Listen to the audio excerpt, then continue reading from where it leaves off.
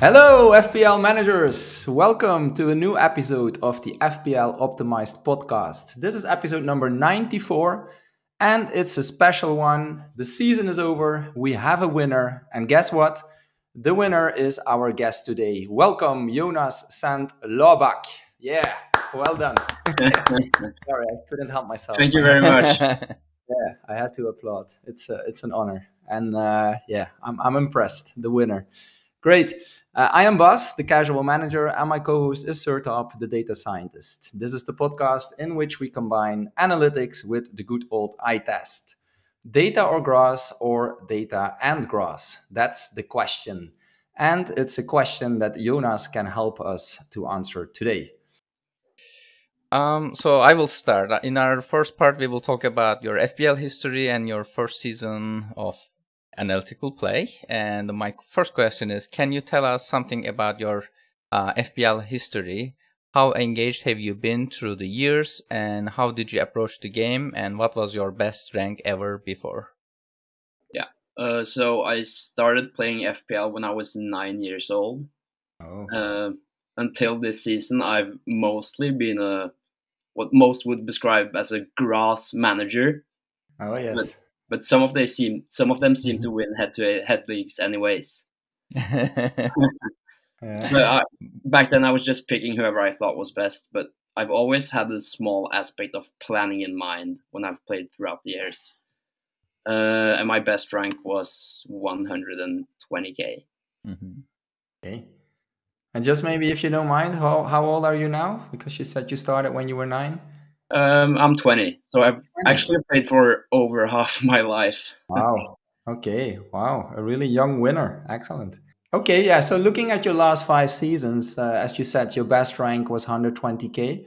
So I assume you did something different this year.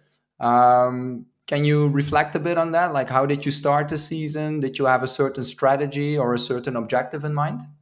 Yeah, so I have recently, through other fantasy football games actually, such as Eliteserien, stumbled upon analytics.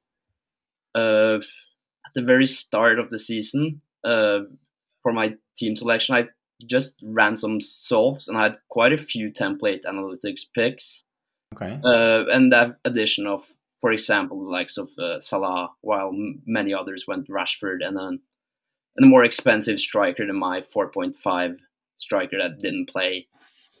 And throughout the season, after learning more and more about how to use the different tools, I started using it more frequently. So I usually planned over 5 to 6 week span, but the plans were usually not very concrete, as of course everything can happen, injuries and all that. And my objective at the start of the season was to honestly just to demolish my dad, as he's been the superior manager for a few years. Okay. And I needed to get him back to earth, which ended up being a huge success. Yeah. Wow. Yeah, that's amazing. And yeah, so for anyone who hasn't heard it yet before, Jonas is a member of our small. I call it small. It's a small community of FPL analytics, and he's also a regular member of our Discord server. And what makes his win pretty impressive from our point of view is that he played using analytics for the first time, and in his first season he won the FPL, so that's pretty impressive. So I want to ask though, like in the analytics community, what has surprised you the most? Is it the tools or the community or something else? Well, the community is fantastic, but I honestly don't think anything has surprised me too much. The only thing might be like how much different stuff you can do on, for example, FPL review, and how you can tweak the settings and all that. And of course, the new addition of chip planning, for example, that was great. Okay. So yeah, as we just understood, you changed the way you played. You focused a bit more on analytics. Does it also mean that you spend more time on it this season? And can you maybe give an indication, like how much time were you spending on the game this season per Well, week? first of all, I was always going to watch the football because I'm a huge football Okay. fan. Uh, I don't think the amount of hours I've put in has changed all too much. Okay. Before I listened more to podcasts and watched YouTube videos and all of that. Yeah. Well, now I listen to maybe one podcast a week. Okay. So the answer is probably time put in, no.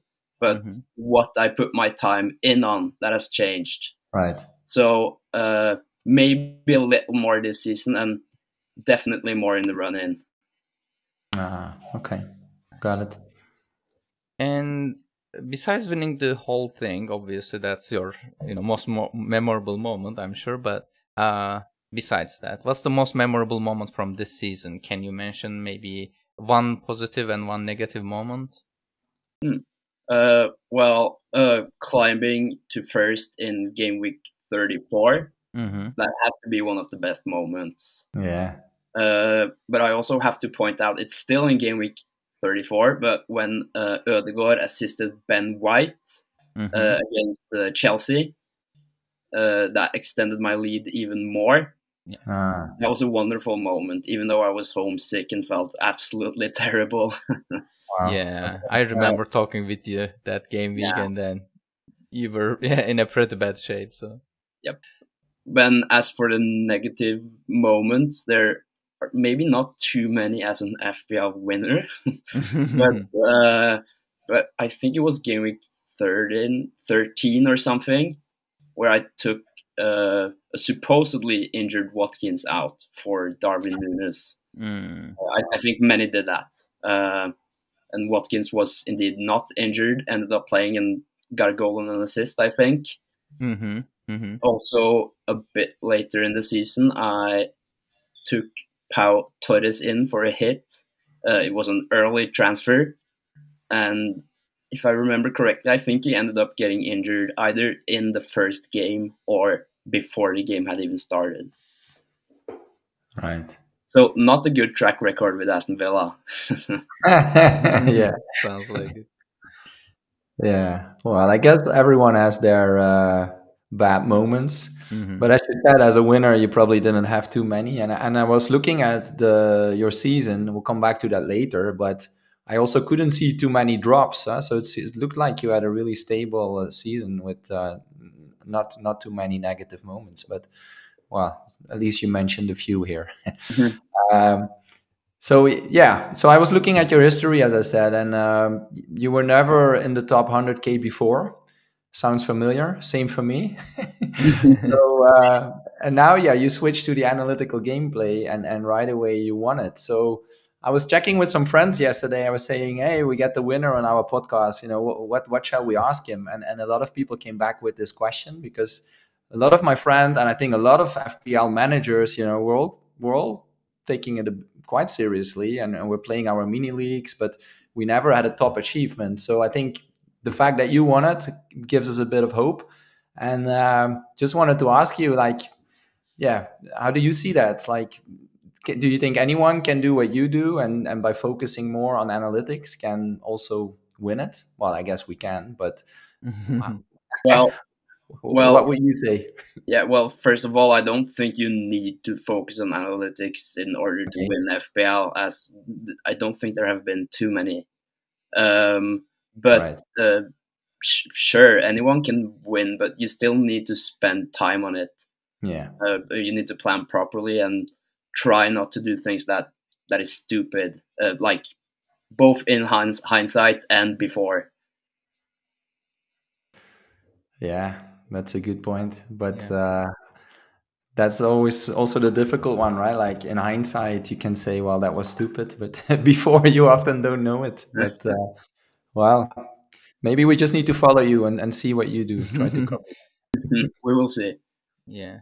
On that comment though, Bas, like some moves I feel like are mostly by grass managers, I should say, focusing too much on the form.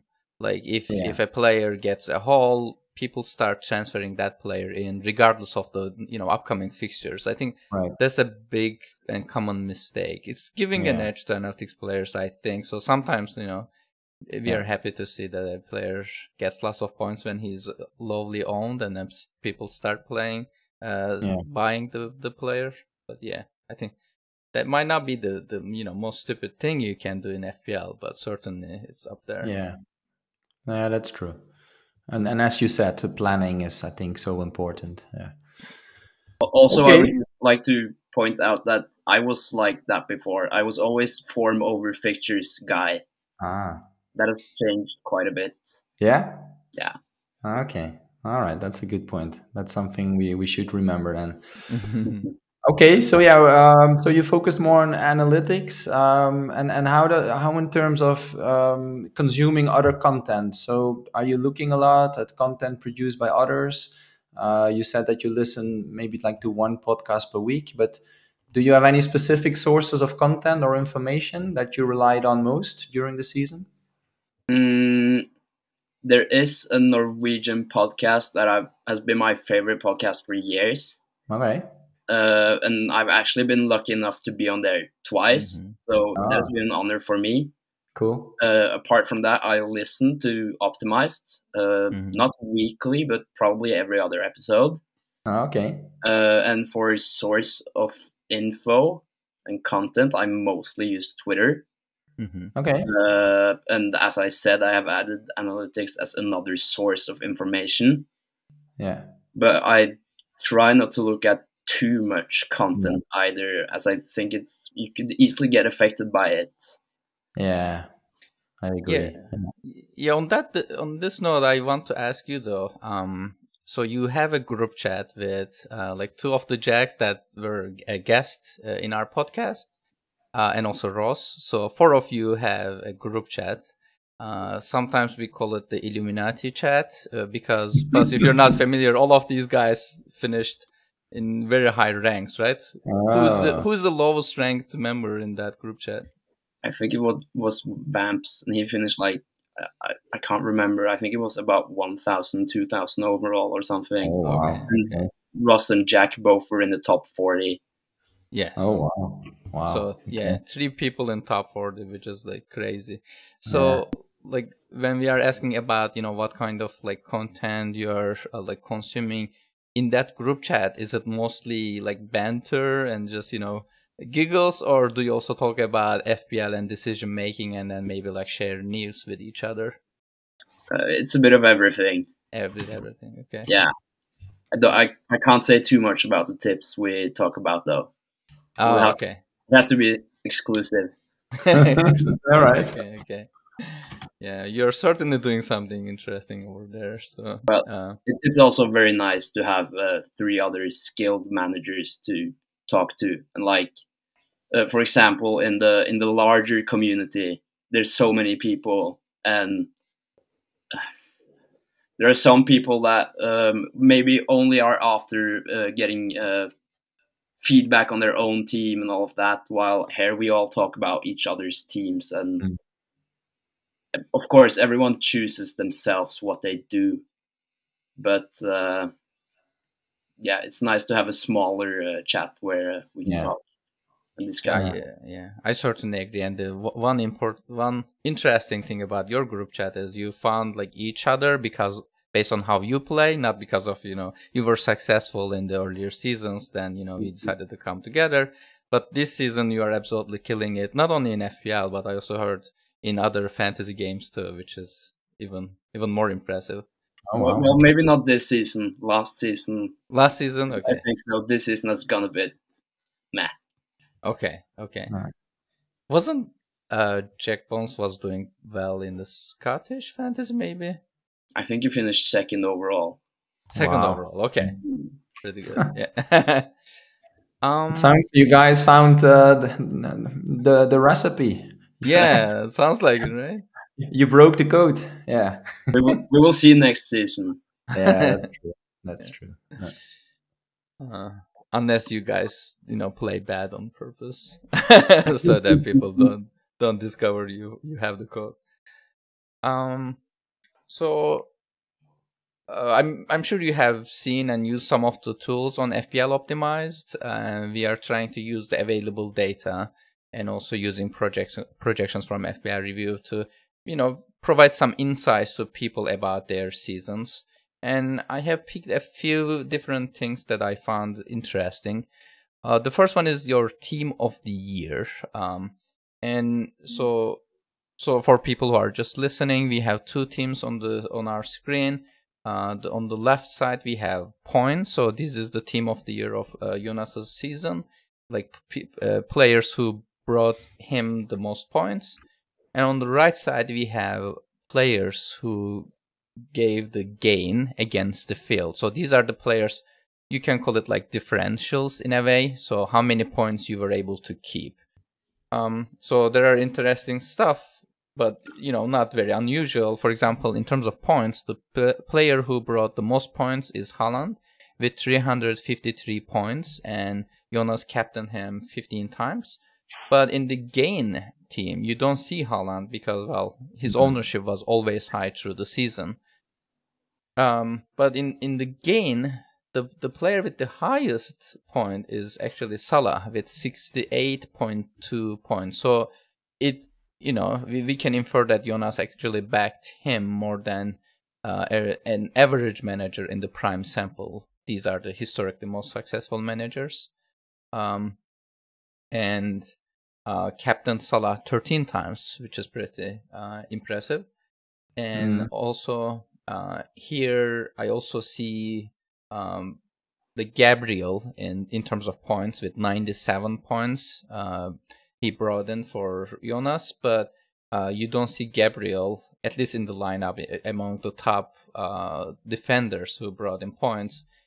In that list, he has Guardiol with 42.1, Dalet with 38.1, and Zinchenko with 38.1. So I think some of these differentials, some of these players that you backed up, we will also talk about Bowen, that you backed up with 62.1 points, which is pretty interesting and giving us some insight. So even though like most of your team look, well, I will say template, like we owned some of these players through the season that brought the most points to you, like all of us did.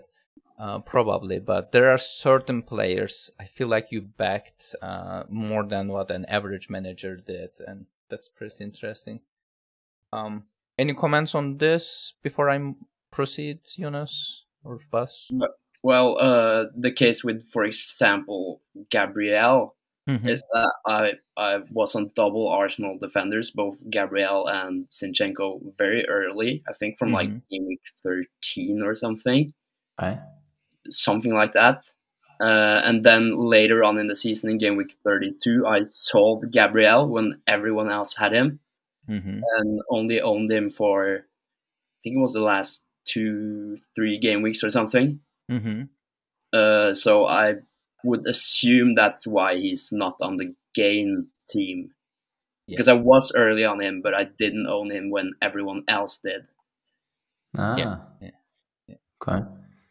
Yeah, and I was thinking about the Bowen pick because we had so many options in the midfield, and of course Bowen is we know he can score goals, but at the same time, it's West Ham, not really one of the top teams. So what was the decision, or why did you decide to go there with Bowen? Well, I can't remember exactly when I bought him, but I certainly remember when I sold him. So I think he just had a solid run of fixtures at a time. And when everyone else sold him, I just kept him. And he kept on getting 1-pointers, 2-pointers, 3-pointers. And then all of a sudden he scored a hat trick. Oh.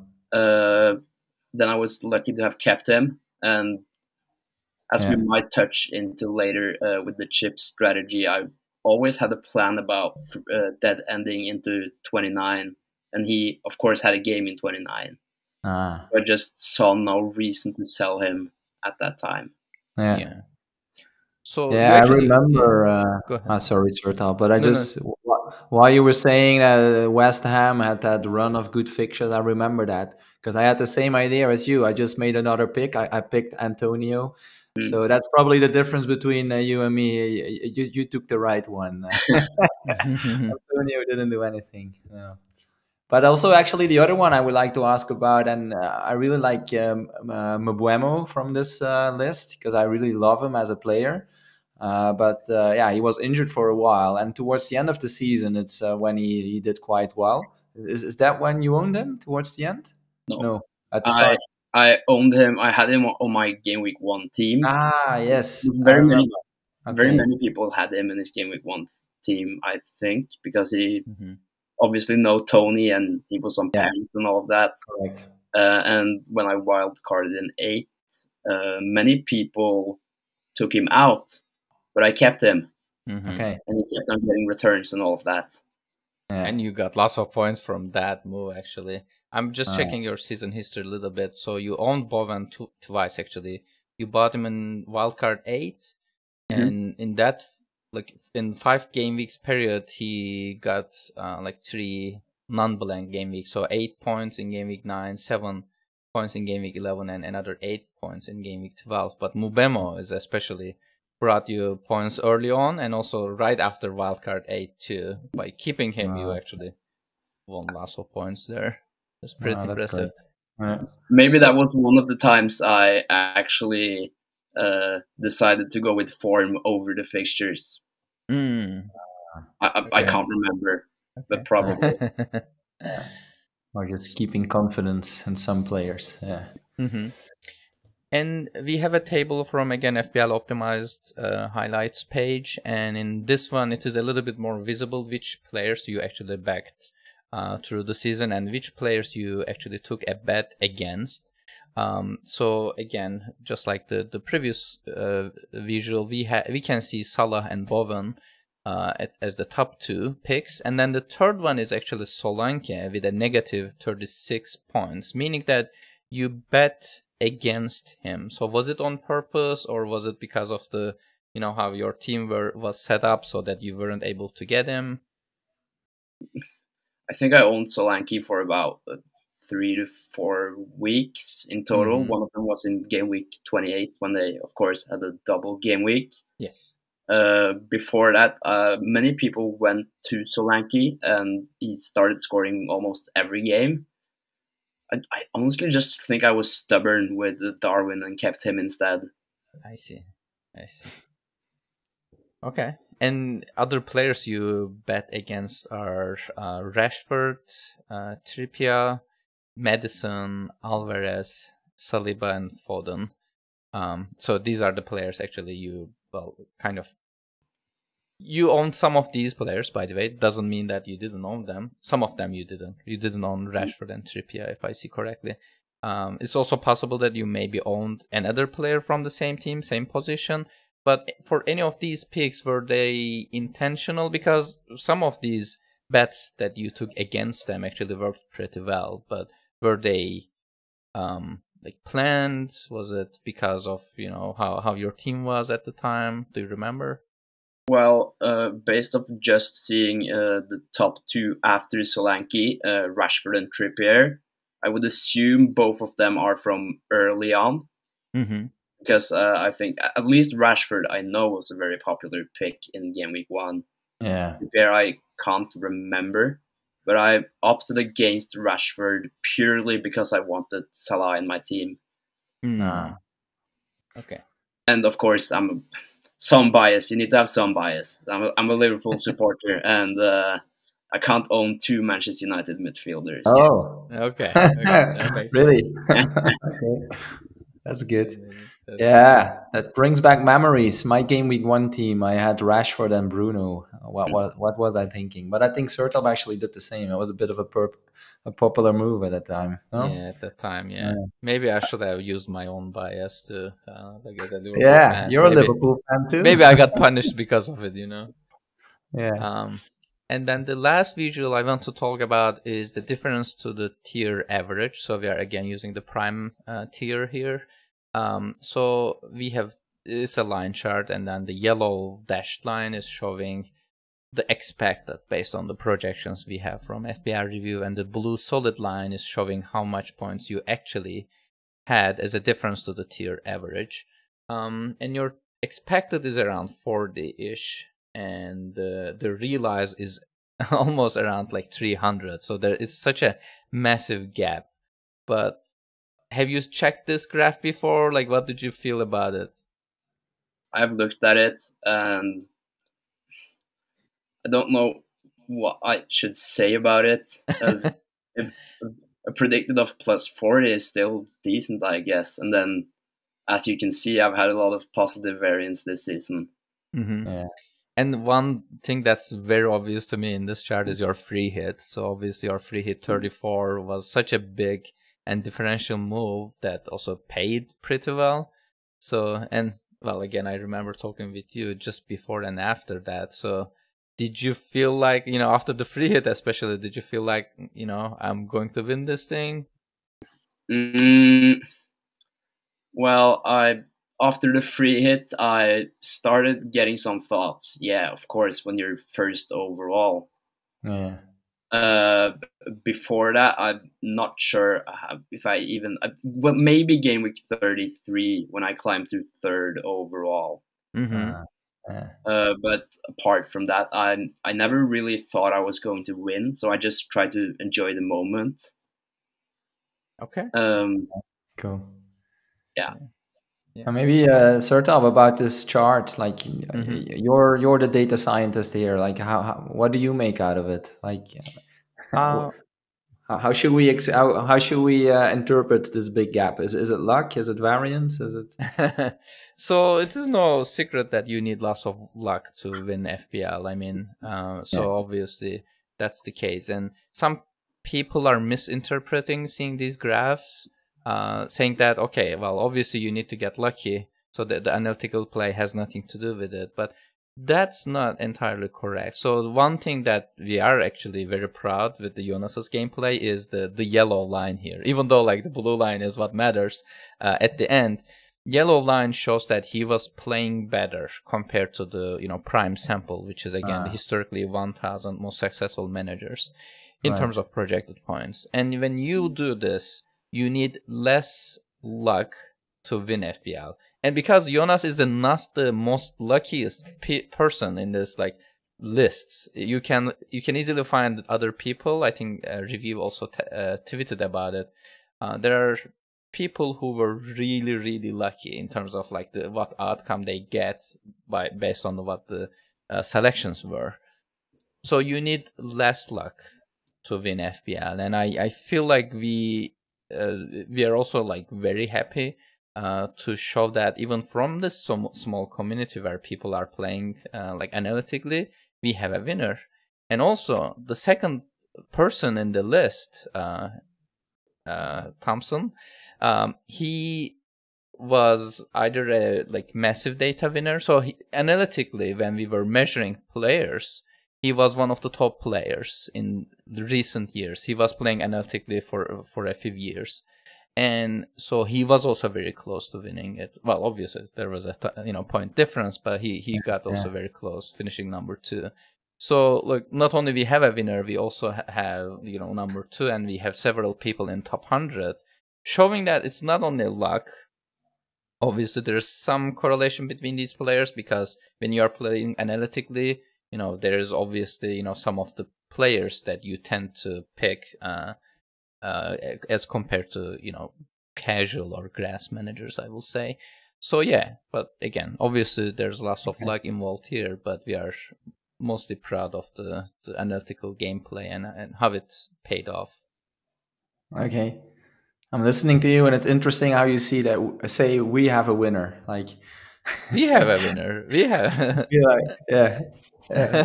Because I mean it's a very small community. Not many people are playing analytically. People are very skeptical. We're very skeptical. I will say we. That's good. And that's good.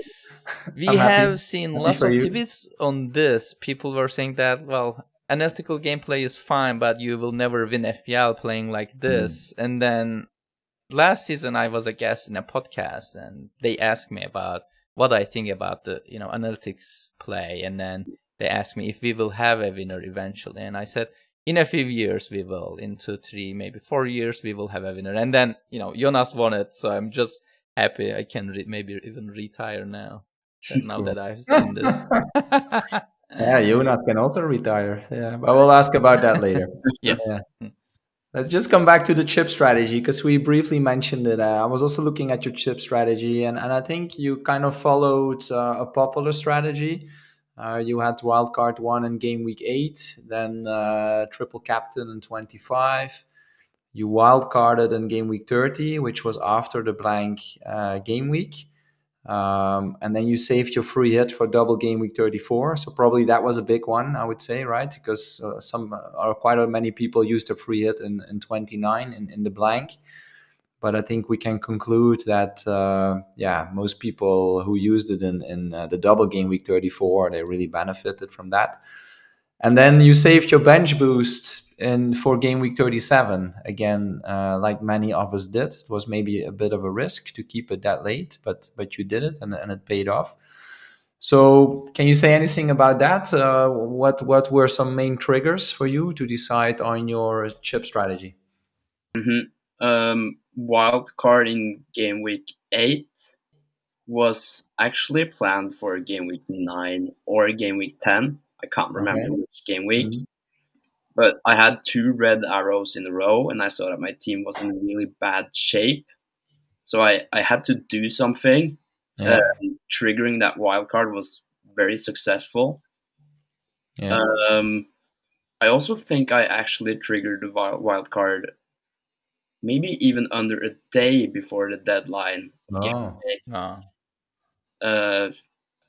And for triple captain in game week 25, I think that just made a lot of sense. Just not going against the herd there and just triple captain Holland.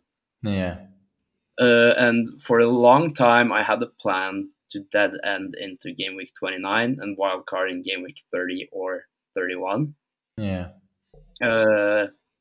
I honestly just stuck to the plan and it worked out. Yeah. I even think when solving before game week 29, free hit 29, actually had better eval on review, but I ignored the noise and just stuck to my plan. Oh. It was marginal anyways. Yeah. Yeah. Okay. And so, and now I want to talk more about like taking risks, because obviously taking risks are an important part of the game, of any game, and FPL is included. And how did you manage risk during the season? And do you have a clear idea about how you are approaching risk in terms of like picking players that are owned heavily, or maybe are differentials? We also had an episode on this with Johnny, James, and also FPL president Sigurd, but yeah, I want to hear from your side. I would also just like to shout out that episode because I've listened to it and it's really interesting. But I don't think I've taken too many like huge risks this season.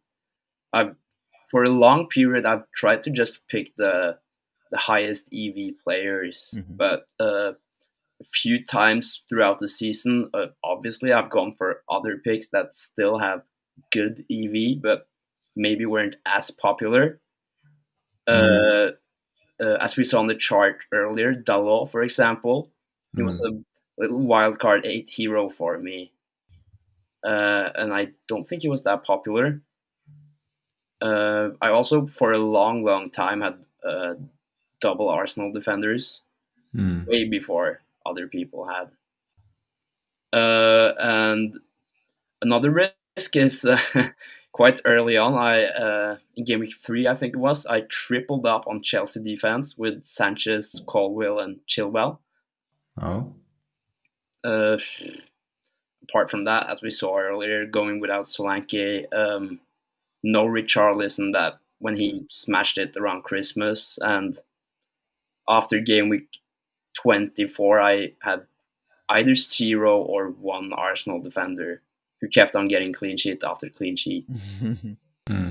Oh yeah, another one. A lot of people had at least 1, maybe even 2 Bournemouth defenders for a little time.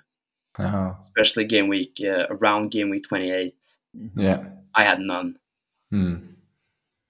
So then were these decisions like on purpose? Like, did you think something like, okay, people are owning like double defenders from this team. If I have only one, it's not going to help me, so I should bet against it. Hopefully, they will lose their clean sheets and I will be in a better position. Or was it, I didn't have it. I didn't have a plan kind of situation? I never planned, especially with Bournemouth. Arsenal, it was terrible going with 1 or even 0. But with Bournemouth, I don't think it was a huge problem. I've never looked at getting one in, and I certainly don't regret not getting one in. Yeah. And on that note, you mentioned a few risks, but I also want to ask you about Nicholas Jackson, because you talked about taking a chance buying him when he was on 9 yellow cards, only needing 1 more for a two-match suspension. So what made you take that risk, and how did you reach the conclusion that it was, worth the risk?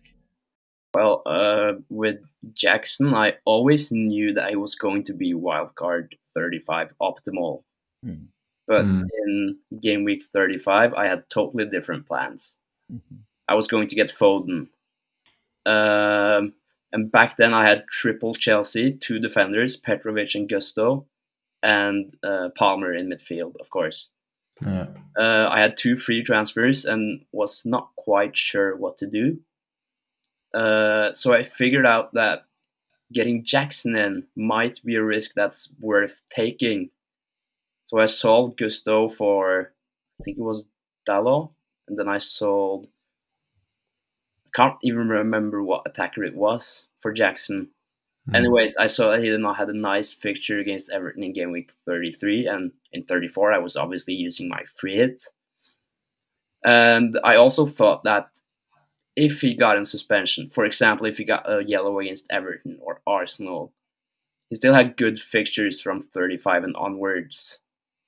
So I just went with it, really. And it turned out really great. And everyone had Jackson in game week 35 onwards. Yeah. Well, all right. Made a difference, cool. So yeah, that's pretty nice. Yeah. And as I mentioned, when I looked at your season, I think you had a really stable season. You had a good start, and I saw you were in the top 3K already since game week 11. And you never dropped lower after that.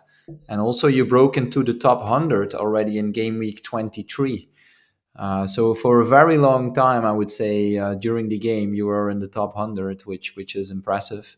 And I imagine at that moment it also gives maybe some additional pressure, because you want to stay in that top 100 and you want to, of course, go for the highest possible position. So how did you deal with that? Like, did you feel the pressure? Did you really focus on keeping performing, or did you more try to enjoy it? At the start, like for example in game week 23, when I broke into the top 100, I just enjoyed the moment, really. Yeah. I didn't think I was going to win either way. But I still kept on trying to make good and safe decisions and just play my way. And before the season had started, if I ended 73rd or 594th, it would be a good finish or a fantastic finish regardless. Yeah. And I didn't really feel any pressure. Oh, that's good. The pressure started coming later on. Yeah. Around what moment? Like 34, 35, or? Well, as I said earlier, in game week 33, when I climbed to 3rd overall, thanks to Nicholas Jackson haul on the last day. Yeah. That was when I first started thinking that it might actually happen. Okay. In game week 34, I climbed to 1st and never looked back. No. But yes, back then, I felt a lot of pressure and I started getting a bit nervous. Yeah. Even ahead of game week 38, when we had very similar teams and it was a 46-point difference, I was still worried, because you simply just never know. No. So it was it was a bit mentally draining, especially with the I have exams coming up and I was sick for a long time. Okay. But when I saw the teams in game week 38, I became quite relaxed because second place, I think we had two different players. So Okay. he needed a miracle from not just one, but two players. Yeah. Okay. All right. Good to hear. Yeah, and you touched on it a little bit. The other question I wanted to ask, whether you want to maybe say anything around mental health related to FPL, because I think, yeah, it's something we hear more often, especially managers that get more involved, or I think especially managers that are competing for the top spots. At some point, yeah, mental health can become an issue. So is there any way that you dealt with it, or any way that you look at it and try to avoid it, or any tips you have? Well, I always, or the whole season, I learned it from Vamps actually, who's in our little, as you'd say, Illuminati chat, Yeah. about something called decision fatigue. That's simply just the more decisions you allow yourself to make, the worse the decision gets. So I usually try not to think about FPL from about Tuesday to Thursday, Friday, maybe. Okay. So that was something that at least helped me in the run-in. Oh, okay. But it was still quite mentally draining in the end. Yeah. But as I said earlier, before game week 34, I felt no pressure. I was just happy. And all I gotta say about it is if FPL goes at the expense of your mental health, I would honestly quit or take a break. Yeah. That would be the same for me as well. Yeah. Because in the end, it's just a game, and real life should always come first. Yeah. No, that's good advice. And maybe if I can ask you something about what you just said around switching off during the week, like Tuesday to Thursday. What did you say? Tuesday to, yeah, Yeah, something like that. which is good. I get it, but on the other hand, we also have that pressure to watch maybe some of the price moves. Is that something you do typically or not? Do you watch these kind of price prediction websites, or do you just switch off and you will worry about it on Friday after the press releases? I usually value the information you can get throughout the week, especially Okay. when there's Champions League nights or Yeah. cup games or anything, Yeah. more than, let's say, 0.1 or zero point 0.2. I think in the bigger picture that 0.2 might not have too much to say. And especially this season where at least I haven't felt that I had problems with my budget. No, that's true. Yeah. So Okay. I watch it from time to time, but Yeah. it's not something that I usually look at. Okay. Good to know. Good advice. Thanks. And I want to ask you then, how will this then impact how you play next season? Are you hoping for another like strong finish next season, or do you feel more like relieved that you were able to actually, get the first rank and then able to hold on to it until the end of the season, so that it will be a more relaxed season for you? Do you have any ideas on that? I don't have a goal for next season just yet. I think I'll just continue playing the same way as I've done this season. Try not to get distracted by all of the noise and just see where that takes me. Okay. That's the only thing I can control, and I don't want to Yeah. I don't want to feel pressured into getting a extremely good rank once again. That might force me to take a few differentials. That's not worth it, really. Yeah. And yeah, I absolutely agree, and then I think that's a great decision. I think that's a common mistake I have seen with people who do pretty well on one season. So they are like, I want to prove people that it wasn't just luck.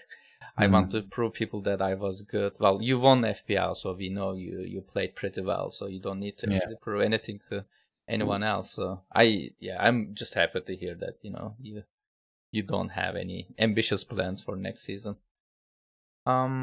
And my last question is about the people who are trying to learn more about analytics because of your win. Well, your win is, I think personally, it's a great news for all of us, and maybe some people who wanted to guard the information around analytics to themselves, they might be a little bit upset, but there will be lots of managers who will take on and set out on their first analytical journey. So what advice would you give to those managers for next season? Well, I would take a reasoned position on it and mainly use it to gain ideas, and don't only rely on it and always go for the highest EV picks. Try and use it as a source of information. That would probably be my advice when it comes to analytics. Yeah, that's pretty great. And Bas, do you have any other questions? No, I think that's it for today, and I'm smiling because I see how happy you are, Sertalp, having a winner I'm from really the happy. analytics community. So congratulations to Analytics FC. And I guess that answers also our question we've been asking every week, right? Is it data or grass or data and grass? Well, as Jonas mentioned, actually, I'm not sure. Actually, you're gonna Jonas, say it, because you right? also said you're watching a lot of games, right? So Okay, yeah. big question at the end, actually. But so I guess you still use your eye test as well because you watch a lot of games. Not too much. Not too much. I just watch football because I really enjoy watching football. That's nice. Yeah. So Same here. maybe from time to time, but not really. Okay. Okay. Interesting. Cool. All right. No, I think we're almost at the end, and I just wanted to ask you guys about your shirts because normally Sertalp asks me, but now we're all wearing one. So maybe let's start with our guest, with Jonas. What are you wearing? Well, I'm wearing a Liverpool kit from before I was born. I'm born in 2003. Okay. And this kit is from the 95-96 season. Wow. It was bought, it's my dad's old jersey, and he bought it ahead of the FA Cup final against Manchester United, where Liverpool lost 1-0. And I found it in the garage. I think he just threw it away and wanted to forget about it. That's a good garage. Maybe there are more shirts lying there. I didn't find any. All right. And Sertalp, your favorite team in Turkey, Galatasaray? Yeah, I have Galatasaray jersey on me. So this is because this is the last week of the season, this weekend. And Galatasaray is leading with 3 points. In the second rank, we have our arch rival Fenerbahce. So yeah, any draw or win will be enough for us to claim the title, and that's what I'm hoping. So we will watch the game this weekend with Leo, hopefully, if he's awake around that time, and see if we can get the title. And how about your jersey? I need to say this, but I absolutely love KNVB's logo and how it looks great on jerseys. But yeah, getting ready for the Euros, ready to support my home country, even though I live in Belgium. But I always say my heart is still very orange. I support the Dutch team. And this is the away shirt from 2012. And I quite like it because it's quite subtle. Usually it's completely orange. This one is black with just one orange stroke. So I can even wear this one in Belgium. If I would wear my orange shirt, people would start laughing or shouting. And with this one, it's a bit more subtle.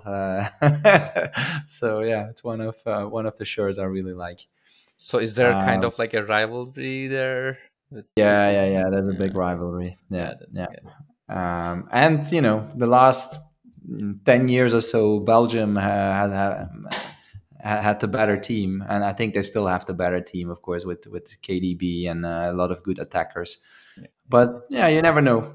Netherlands isn't too bad either. We have a really good defense. But okay, that's a completely different story. Euro, maybe we talk about that another time. Yeah, absolutely. And again, I would like to thank you, Jonas, for coming and joining our podcast. We have been talking about it for last few weeks towards the end of the season, and it's just a pleasure to have you in this podcast as the winner of FPL. And congratulations again for your win. Thank you. It was really nice coming on this podcast. Yeah, same for me. Really, thank you, because I can imagine you're getting many requests. So we appreciate it a lot that you accepted our request to join us. Appreciate it. Of course, I was always going to accept this podcast. Oh, that's nice Thank to you hear, so much. and nice to meet you as well. So yeah, this was a very special FPL optimized podcast, episode number 94. It's a really nice way to end our season. Again, a big thanks to Jonas for joining us today.